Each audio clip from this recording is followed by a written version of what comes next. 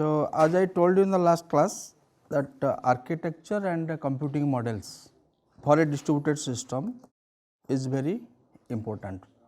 One is architecture, another is computing model for any kind of distributed system.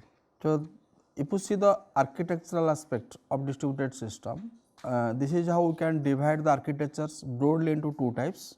One is shared memory architecture, another is distributed memory architectures, or we call them as tightly coupled system, or distributed memory system is also known as message passing distributed systems architecture, message passing distributed memory or loosely coupled system. And a meaning is also associated, why they are called loosely coupled and why this is called tightly coupled. So, in the tightly coupled distributed systems, as you observe from this figure, there are several P's. P stands for processing element, and every processing element has a CPU. CPU means an ALU plus control unit, and you may have some local memory or may not have. The two types of, again, shared memory architectures are of two types, that every processing element can be of an ALU or CU, control unit and one ALU, arithmetical logical unit and a control unit, or we can have an ALU plus CU along with some local memory, just like a set of registers you can have. That is also one type of architecture, right.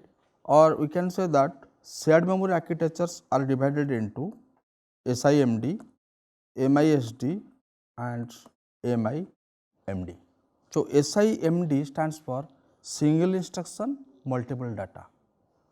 We can have several data items and only one instruction will be there. For example, a vector operation, you want to add two vectors, a vector A having 10 elements, another vector having another 10 elements, and I want to add the corresponding element, that is A1 will be added with B1 and the result will be stored in C1.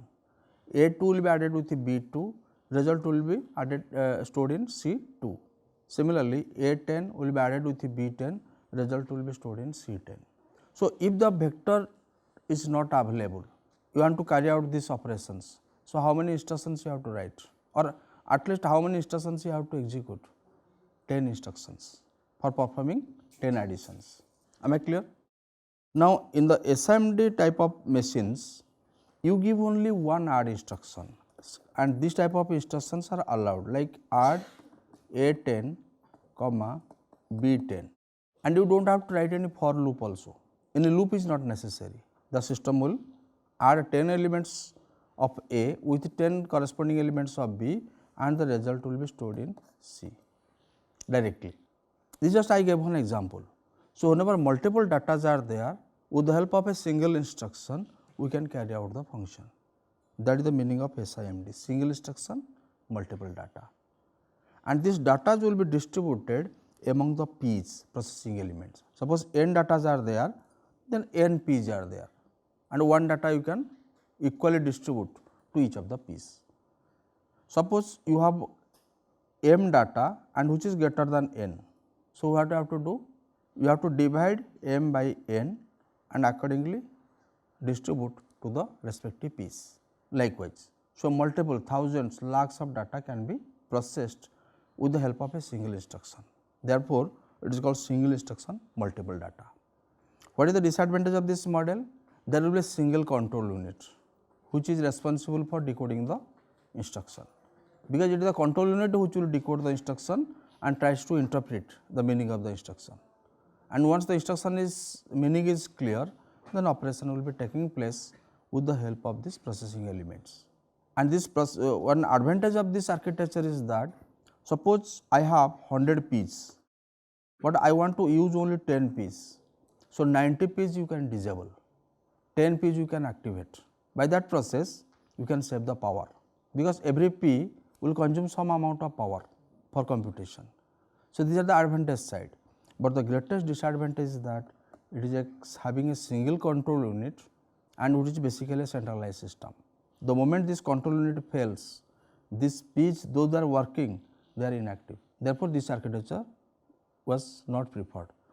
But till around 10 years, the many computers in the world followed the SIMD architecture, including your supercomputers. Many supercomputers are also designed based upon SIMD. But if you come for MIMD, MIMD stands for multiple instruction, multiple data. That you can have several control units. You can attach one control unit to each P. Now, every control unit can execute an instruction independently. So, entire program can be executed parallelly at a time, provided we should not we should not disturb the sequential consistency. If all the program instructions are independent in nature, you can execute them parallel, and wherever the sequential consistency need to be preserved, that time the efficiency or the performance will be somewhat less. Otherwise, ideally you can suppose 100 P's are there, we can achieve the speed up of 100 times you can improve the speed with the help of MIMD systems or MIMD architectures. Am I clear? And example is that you can have a program where may not be all the instructions, but some of the instructions are independent, and those instructions can be executed parallelly, right. So, these are the MIMD types of architecture. What about MIST? MIST stands for multiple instruction, single data. There will be many instructions, single data. Can you give an example? I gave one example for vector operation or matrix operation with respect to SIMD. Similarly, I gave one example, any program, any application program you can take and you can execute parallelly all the instructions with the help of MIMD. What about MISD examples? So, till today also we have not found a particular computing system where MISD can be, but it is just a categorization, but there is no practical embodiment exists till today. Okay. So, anyway, this entire tightly coupled system drawback is that it is basically a centralized system where there is a control unit and most of the functions are passed through a single host. There is a host machine which will be hosting all these processing element, interconnection networks and memory also. So, therefore, these systems is not preferable. This kind of distributed systems are not feasible. And why it is called a distributed system? Because we have several processing elements, they are working independently to perform a task. Otherwise, the shared memory distributed systems have no much advantages, except one advantage, that it is easier to program, like supercomputers. If you know the supercomputer languages like OCaml, and if you are familiar with the architecture, you can easily program it, but they are used only for specialized applications like weather forecasting, your currency forecasting, etc., the stock exchange forecasting, etc. So, these shared memory architectures are almost outdated, but wherever it is present, it is still continuing with a small maintenance. So, if at all any person is going for a computing system, then they are preferring a distributed memory system or distributed system, right. So, the distributed system, which we call a loosely coupled system. So, in the shared memory system, the communication has to be via memory, that is processing element 1 if you want to communicate with the P2 for some operation, then it has to write some data into memory, and from this memory it will the P2 will read. This is how P1 can send a data to P2, and all these processing elements must be placed in a close proximity area, right. The area where each of these processing elements placed or memory is placed, it is confined to a very small area. So, that is another drawback also for the tightly coupled system or shared memory system, and the communication always has to take place using the shared memory. But here in distributed memory system, as you observe, this is your communication network. It is need not be always bus, you can go for tree topology, star topology, hybrid topology, hypercube, etc. Mesh, torus, 2D torus, 3D torus, so many kinds of topology are there, and simplest one is the bus, right. So, now within to this network we can connect several machines. So, this is a full-fledged independent machine having its own CPU and memory. Own CPU means it has its own control unit, arithmetical logic unit and set of registers, as you have seen in the microprocessors. In 8085 we have ABCDHL, for 8086 we have X, BX, CX, etc. Similarly, we should have a set of registers. So, set of registers, set of ALUs, you can have also multiple ALUs in single CPU to enhance the performance, right, and one control unit. And along with this, a memory is also available. So, except the terminal, I think everything is available here. You can have multiple terminals, you can also have the independent terminals. Terminals means a keyboard and a CRT, by which you can give the input data to the system, and by which from the CRT we can get the display. Am I clear? So, this is the machine 1, and similarly we can have machine 2, and all these machines are autonomous and independent, and they are connected using an interconnection network. This is the basic architectural concept of distributed systems. But whenever the communication takes place, this machine 1 has to prepare a message which is to be communicated to the machine 2, and this message must have a particular format. That is, there are several fields. Message header will be there, source name from where the message is initiated, destination name where the message is to be received by whom, and some authentication message, security message. Likewise, all the functionalities will be available in the various fields of this message, and this is what we call the message format. And this message format will be again connected to your payload. Payload is the actual data which you want to transfer. So, data is in order to transfer this payload, we have to have several control messages, or message can be divided into two parts. One is control message, another is payload message. And this payload message and control message, they can be mixed together and expressed in bytes. It may be kilobytes, megabytes, depending upon the protocol. So, different protocol follows different message formats, that we shall see how, depending upon the type of network, the different protocols we shall see. But at present, in general, if you see that every message is having a format, and every format is having a field, and some fields are control fields to help the message to be transmitted from one place to another place, and the actual data which is to be transmitted, which we call the payload. Am I clear? So, now this machine 1 wants to communicate with machine 2. So, machine 1 must be governed or managed or operated by a corresponding operating system.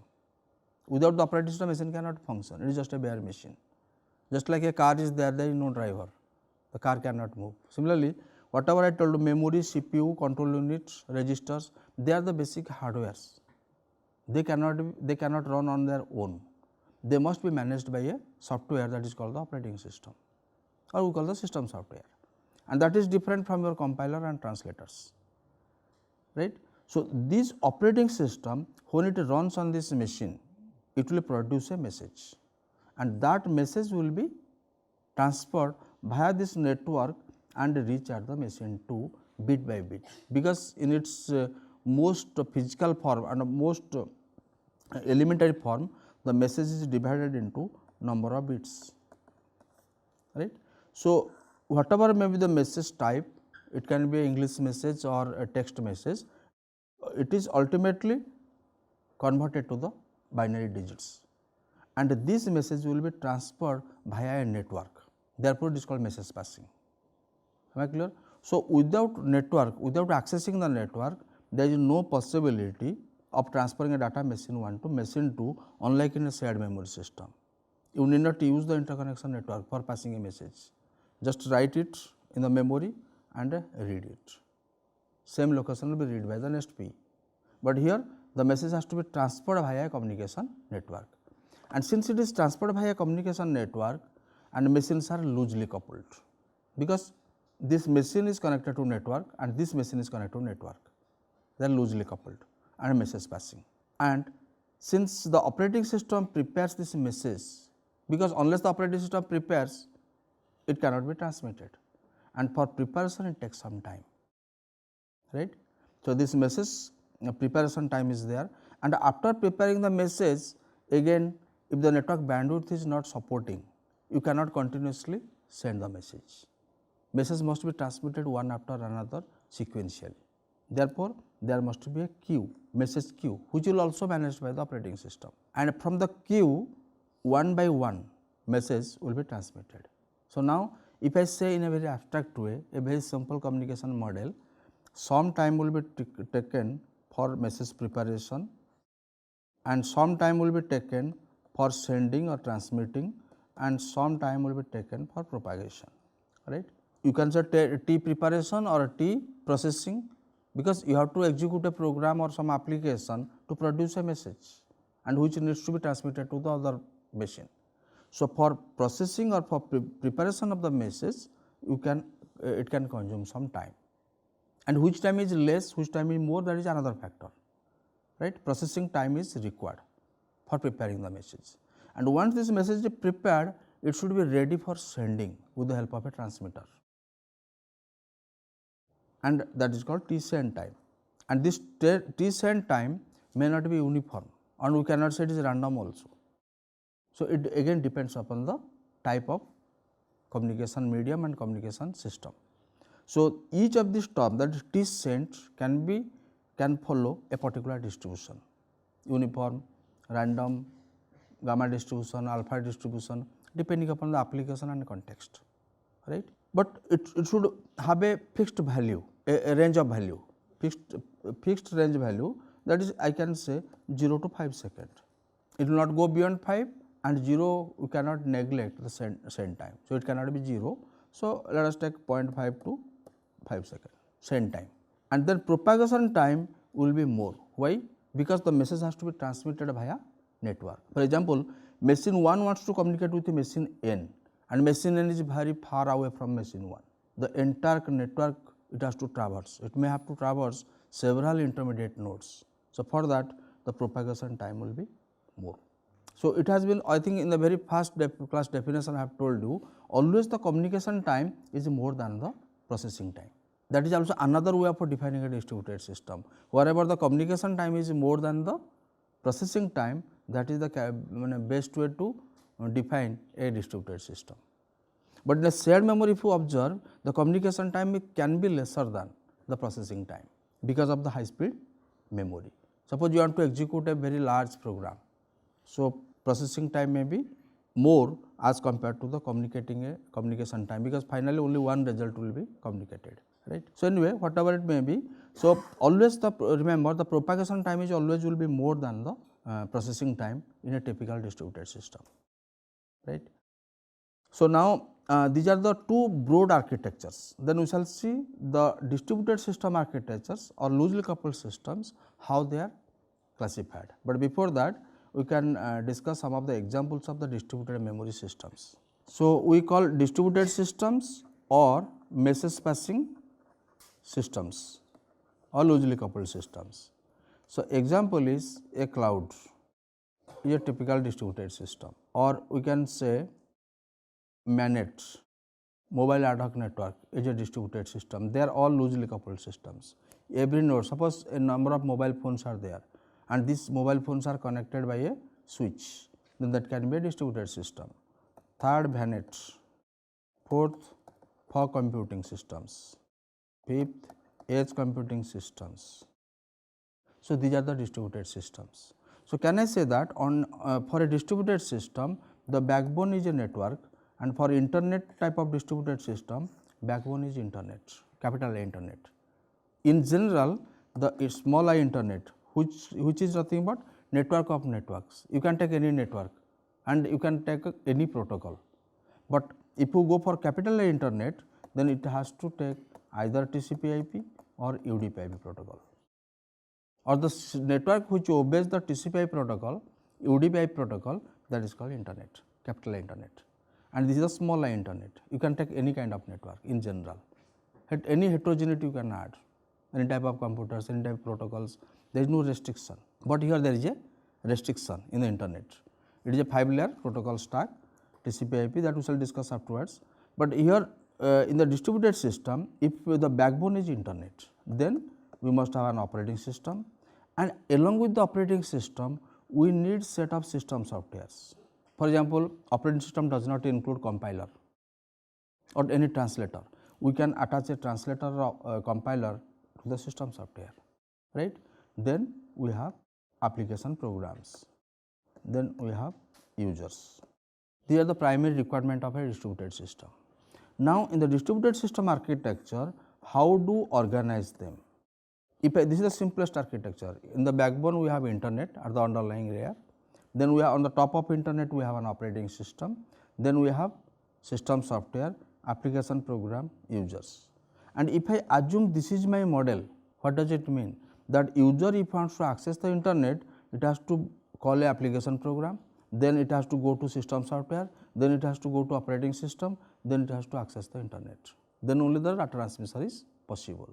So, therefore, this architecture is a very fast, the first time when the internet or distributed system concept came, perhaps this was the architecture, that user has to access the internet via all these layers. But now the question comes, is it possible to access directly the internet for sending a mail or whatever it may be, for any operation directly from the user, and is it possible to bypass some of the layers so that we can quickly access the internet, so that latency will be better, we can improve the latency and we can improve the bandwidth, right.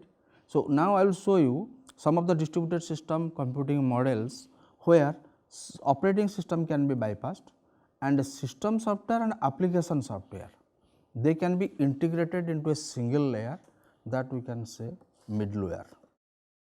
So, middleware is another layer where this middleware also not an independent layer, it can overlap the operating system.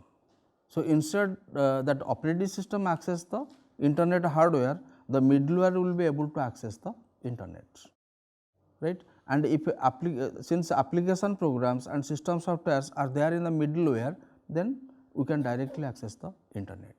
Now, the operating system task will be defined in the kernel and middleware task will be available as the user services, kernel services, and we have user services, and every service is nothing but a process, and every process is nothing but set of operations.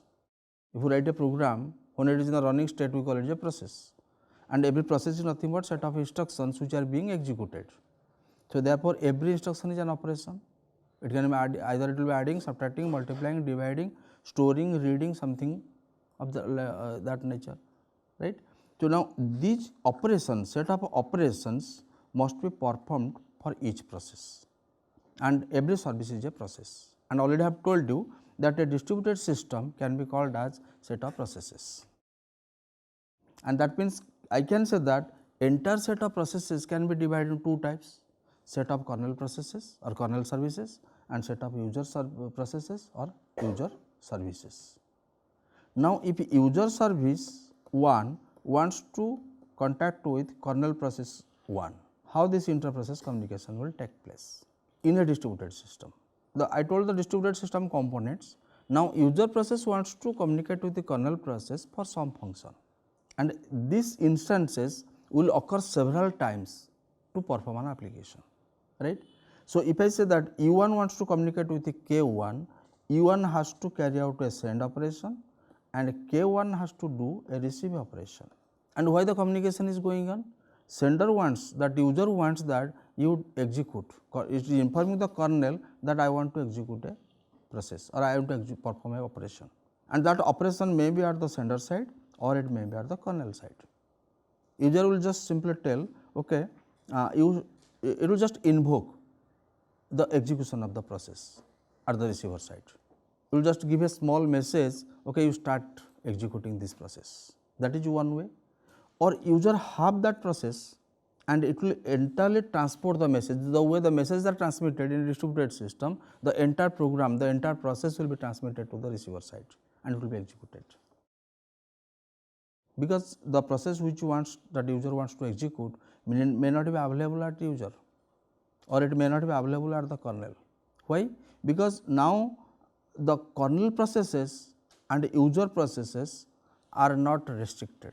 Any user process wants to be, it can be protected and it can be authenticated, or it can be secured and can be an integral part of the kernel services. Similarly, tomorrow we want that some of the kernel services should be made available as the user services, which are not available in the today's networking operating system. If it is defined within the kernel, it is a part of kernel, but this flexibility is available in distributed system. And because of this flexibility, we added one more problem here. What is the problem? That we do not know where the process is available, at the user side or at the kernel side. Therefore, sometimes what happens, the user services are transported from one place to another place and get executed in the remote side, and the results is returned to the user, right. So, this is basically called an inter-process communication, which also we are going to implement in the laboratory, but to carry out this send operation and receive operation between two processes or a pair of processes, what happens, if the processes are available in a single machine, the things are very easy. And assume that processes are available in two different machines, there the inter-process communication is different, scenario is different, and if both the processes are available at too far away, the inter-process communication is different. So, now we are going to observe three types of inter-process communication. One is that both the process coexist in a single computer. What kind of IPC? Inter-process communication. And if processes are available in two different computers, but in a nearby places, that is second scenario. And third scenario, two processes are available in a far away places, one in India, another is in USA. So, these three type of IPC has been standardized by many organizations, and we are following some of the standards, and we shall also implement this. So, that means a send is a procedure, receive is a procedure. So, to accomplish this inter-process communication irrespective of the location of the processes, so to accomplish this operation, we have to execute set of procedures. And remember, this is only for one message transmission or one process or one task execution, but to run an application we need to have several tasks. So, once we understand the IPC between two processes, and that can be replicated several times to execute a large number of processes to accomplish our goal. Am I clear? So, this IPC are of three types, that they may be both the processes must be may be present in same machine or two different machines nearby places, or machines at different places. So, why it is difficult to communicate when the processes are at a remote site? Because when they have to take the help of intermediate nodes, intermediate processes. So, to do so, it will face a lot of heterogeneity, incompatibility. We can have several different protocols, we can have several different types of operating systems. So, everything is heterogeneous. Due to this unstructured or heterogeneity, the simple IPC, which is usually used in various distributed systems, will not work or will not be feasible. Therefore, the special kind of IPC, which we call the RPC or RMI, mostly supported by C++ and Java, remote method of invocation and remote procedure calling. So, these two are usually used when the two processes are available in the remote site. And if we are communicating in a single network, LAN, MAN or WAN, I think IPC is sufficient. And if both are present in a single computer, task is very simple. But ultimately, we have to execute set of procedures to make the communication effective, right. Okay, this we shall see afterwards in detail, what is how IPC and RPC are different and what are the standard procedures used, and again the syntax and semantics of executing these procedures will come later, right. But we should go for the distributed system computing models. When the distributed systems are designed, usually they are designed with respect to some models. So, before telling the distributed computing models in detail, what I want to tell, we will assume a concept that a distributed system is having set of processes, and every process is responsible for an operation which can be an user operation, application program operation, operating system operation or any hardware operation, and authentication security will come later. Basically, every process has to do set of operations. Am I clear? And these set of operations must be performed by a process, not a single process, we can have several processes. And some of the processes will acting as clients whenever there is a requirement, and some of the processes will act as a service process or server process whenever they want to supply some data based upon the client server architecture. So, when the communication takes place between these two, there are several communication protocols and standards necessary, right. So, what happens, each of the process, since it performs a number of operation and every operation is unique in nature, every entity or every object in the distributed system should be named, which was not a constraint in computer network. In distributed system, every entity, every small component, smallest component should be named. Like every person is given a name for identification, every process, not only process, even we shall see that a number of what we call the operations will be also given a name. Or to make it more clear, just I will tell that XYZ is some person's name. I am just writing his email address. XYZ the name of a person and at nitrkel.ac.in, right. This is the email address. So, what is this in, what is this AC, what is this nitrkel, what is this, these are all the names. In I can write UK or I can write something. So, this if in means a country's name, India's name, UK means a country's name. You can think of, suppose you have a distributed system in a country wide, it is a large distributed system and this we call the global name. This in UK, like this we find several thousands of names are given to various countries, right. So, this is a global name. Similarly, AC for academic, that means this particular from the global name we have again reduced to an administrative name, that is called administrative name, AC academic. Then what is NITRKL? An organization name, and finally XYZ the host name or the person name. So, this is a very easier to read. Now, in this place what I will say, this is corresponding IP address, I will write its IP address, I will write its MAC address. So, just it is a translation, unless I get this I cannot locate the host. So, instead of using this type of names which are binary strings or digital which cannot be interpreted or which cannot be understandable, it is always better to use the names. This is called naming scheme. So, here you can see that the global name, the country names also are naming by giving some names, and every like academic we have several names, like NITRKL several organization names are there, and finally host names are there. And ultimately whenever I want to send a mail or this person wants to send a mail to another person, abc@nitrkl or .ac.in or another domain. So, while transferring this mail, it has to convert it to corresponding IP address and corresponding MAC address. MAC address is the physical address of a machine, and till today also we know that there is one IP address for every machine. It is possible to assign two IP addresses dynamically to a single machine also.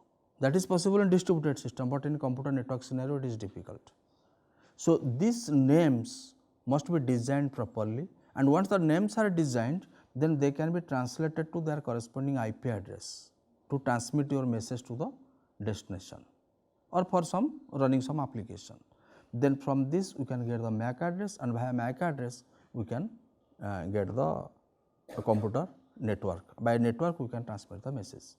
So, translation of the domain name to the IP address is known as name resolution, and this name resolution is very important for distributed computing models, right. So, naming is a service, right. So, to carry out this translation mechanism we have name service. Anything you do, it is itself a process, name is a process, but every process is also divided into sub processes, sub process is divided into sub processes, and finally till you get the operations, set of operations that should be defined in a small process, right. So, this naming service is very important because we have to name every hardware component, every software component, and sometimes every user. Therefore, naming services are important. Second is file services. Even to print a page in a printer, we need file service. Printer is a file. Just put your message into that file, it will be printed. File is a process. To activate the printer is a process. Everything is a process. and that must be run on the distributed system to carry out its task. That is how we have to understand the distributed system, right. So, then we can have election is a process. Several processes are there, one process must be elected as a coordinator, is a process, right. Election is a process and election is a very important task. Synchronization, because nobody has the global clock, they are not synchronized to global clock, therefore, synchronization is a process. Consensus is a process. Deadlock detection, because since you are using a distributed system, there is every chance that because to maintain the protection, you have to lock some of the operations, and after the operation is over, you can unlock it. So, lock unlock, and during this locking and unlocking processes, you will see that the deadlock will occur. So, deadlock, this is I think we have studied in operating system, but this you have to study with respect to the distributed system concept. Distributed deadlock, distributed mutual exclusion, and scheduling is a process. Suppose you want to schedule your task to be executed on a very powerful machine, that is you have to invoke a process. Everything, even if you want to sort a 10 elements, you have to invoke some process. So, starting from the user process to kernel process or any level of process. So, everything has to be done by process, and in to understand clearly we call that every process is a service, and whenever that service is executed on a computer on a distributed system, that computer becomes a server. And if any user wants any task from a distributed system, it can run on a machine, and that machine is a client machine. So, that means every machine can deserve as a client, can deserve as a server, provided it has if it is capable of providing the service, right. And service can be computing, can be communicating, or storage.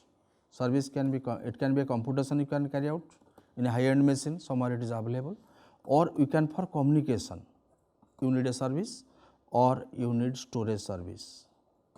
Then under the storage service you must have database service, file service, database service, they are all everything is service, and every service is nothing a process, irrespective whether it is a kernel service or user service. Only that assume that everything is protected or protection is not taken into account. Am I clear?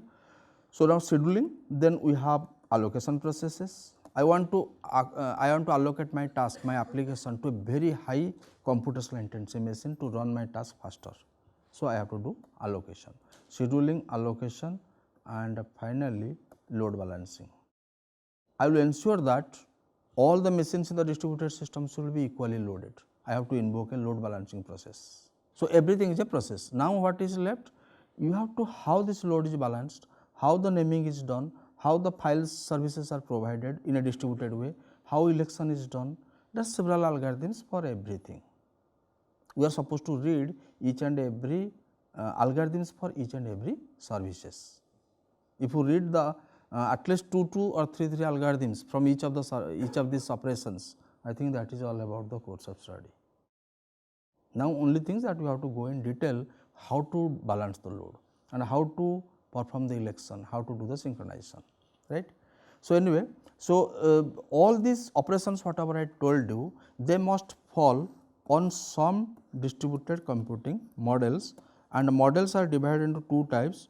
One is called fundamental models, another is called architectural models, because ultimately these tasks are to be performed by a distributed system or distributed computing models. So, fundamental models again we have divided into interaction model, then we have failure model, then we have security model, and architectural we have two models. One is called client server model, another is peer to peer model, right. So, again we should know what is the difference between client server and peer to peer. So, in the client server model, as already I have told, let us start from this architectural models.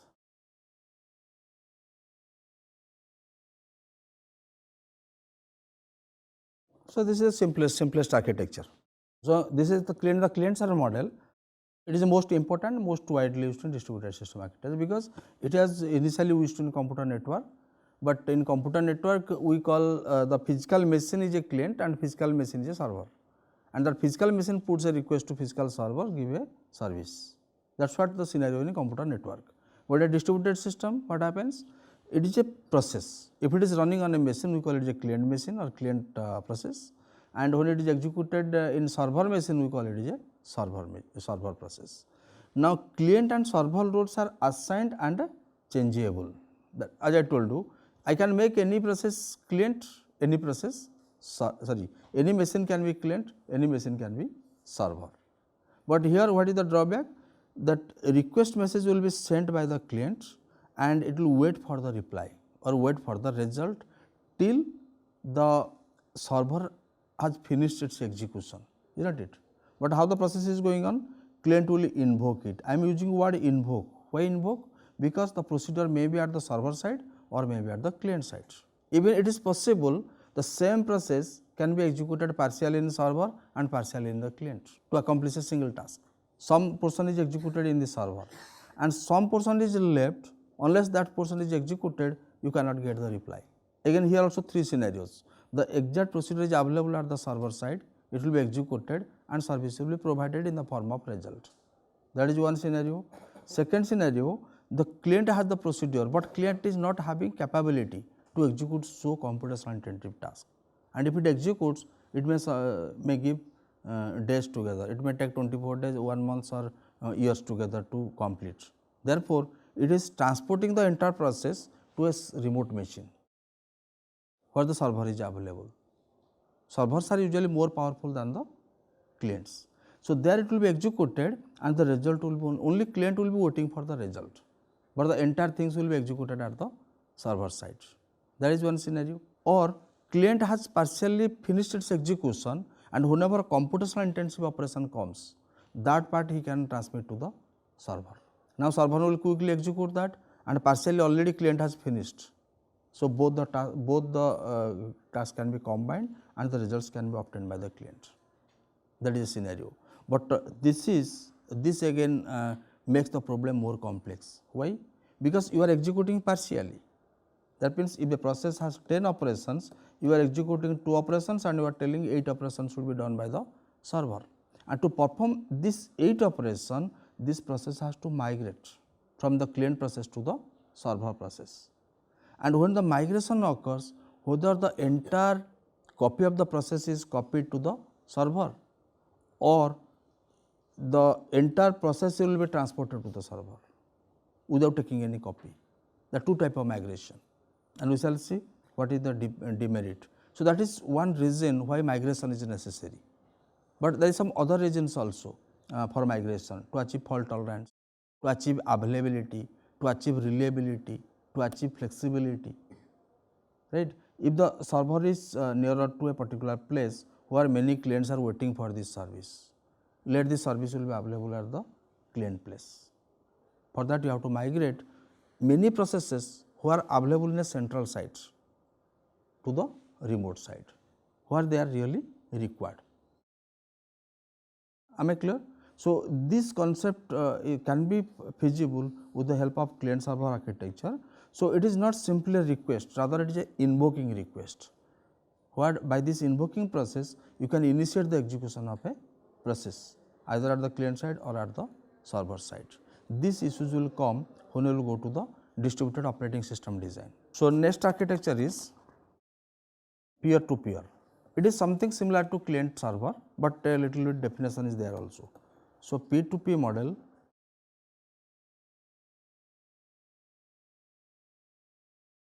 So, this is one of the important features of peer-to-peer model. So, P2 model does not distinguish between client and server. Here any process, any machine can be client or same machine can be also treated as server. So, each node can be client or server or we call peer, they are peer having equal potential, equal capability, right. Then patterns of communication depends on applications, and each object in the distributed system is replicated in several computers to distribute the load to provide resilience to failure and improve the availability. What is resilience to failure? If you have several replicas, if one of the replica is not working, at least you can get another process to provide the service. that is called resilience to failure. And what is availability? If it is not available in one system, it may be available in other system, right. So, then the other two models we shall see in the next class.